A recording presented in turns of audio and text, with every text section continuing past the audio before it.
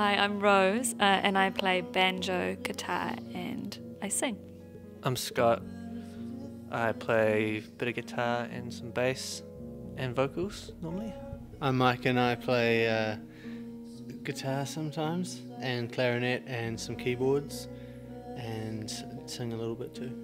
So you've just released your latest record, the second one, Don't Be So Nice. So it was written entirely by you, Scott, and the first album you did was written by Mike. How did you kind of come up with that idea? We didn't really come up with it as much as we kind of just had to do that in a way. Because Mike had already recorded most of his album but when we kind of got together, and we started practicing that and learning up the songs, and then Rose and I started bringing some along as well. So when we played them live, we had to have a name for the band that was playing them live, and then we called that Pales, and Mike didn't have a name for his album, so he called his album Pales.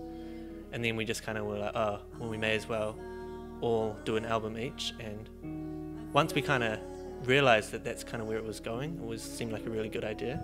When you say that, you know, one person is writing all the songs, is it still quite a collaborative process?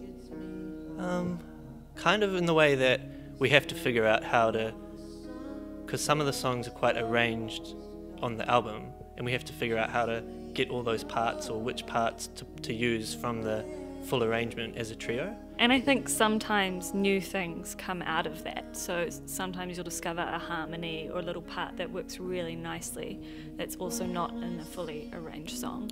So I think in that sense there is some collaboration. It's like new things can kind of grow from it.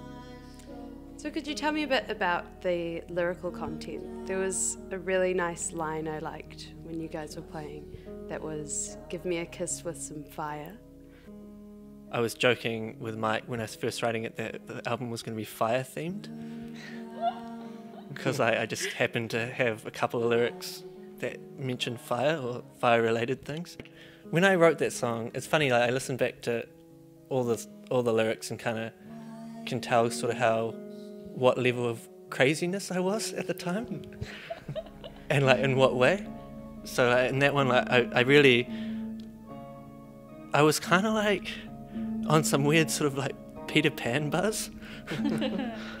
It's kind of, that one's more of like a sort of fantasy scenario, I guess, of like how you would feel if you were in a situation where you were like young and like dying, knowing like all the things that you would miss out on about being an adult. I've been so